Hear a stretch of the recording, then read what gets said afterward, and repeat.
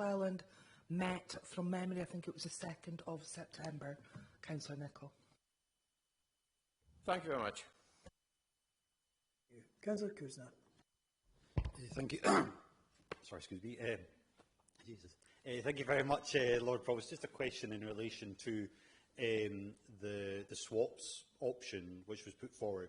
I understand from speaking to campaigners that they were previously told that they would be offered a value of their property which didn't take off a RAAC value, but then when it came to reports that was changed, and that's been a number of people have said that to me, so I'd like some clarity from officers on that.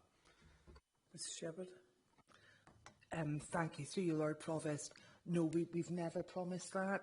You may have noticed that in earlier reports we wrote up what had been said in those meetings and actually had the chair of the community group sign off their accuracy. So just to be really, really clear, officers have never gone in and suggested that we would be able to award what the group have called a pre-RAAC value. Just one more question, Lord Provost, just in relation to the kind of roof-on, roof-off option. Obviously, if the council is paying for it and they've got greater requirements in terms of the legislation which we need to comply with, is there not the position that for a lot of homeowners it's always going to be more expensive going down that route with the council than if they had the money, and we've obviously got a pot of money set aside for this, if they were doing these things themselves? Mr Booth. Yeah, through yourself, Lord Provost. So the council does go through a rigorous procurement process and have terms and conditions that some private individuals can do better than the prices council is able to achieve.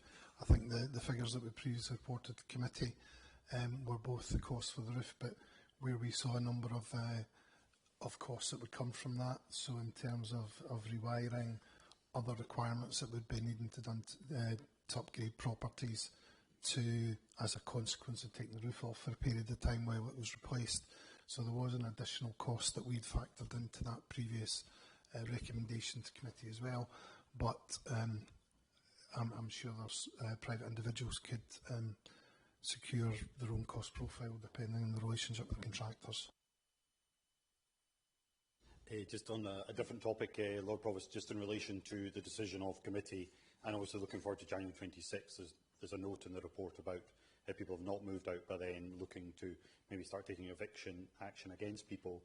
Can officers clarify whether the procedure, if the properties are dangerous or classified as dangerous, is a different eviction procedure to that which is standard? It certainly says within the report that they were going to set a January 2026 deadline of people leaving and going to take proceedings after that, which would obviously entail eviction.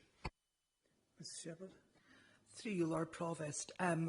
From memory, the reference to January was a point to consider if voluntary acquisition remained open.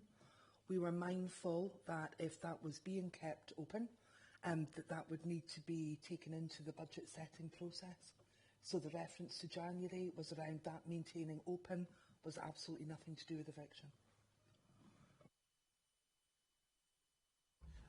I just wonder on the more general point whether officers could come back to me and other members on if we go down the eviction route, because people are obviously not moving out at the moment because the options are so poor for them, about what is the difference between taking people out under saying the properties are dangerous, which I'm not sure how we can do now. We're kind of 18 months down the road and we said they were dangerous then, but people are still living in them now. How are we going to proceed on that basis? And is the steps to evict someone different under the Housing Scotland Act for saying the properties are dangerous to the current procedure under, eviction proceedings where, I understand from other people that you're taking 12 to 18 months to even have a hearing to get people out. So it would be good to have some clarity on that.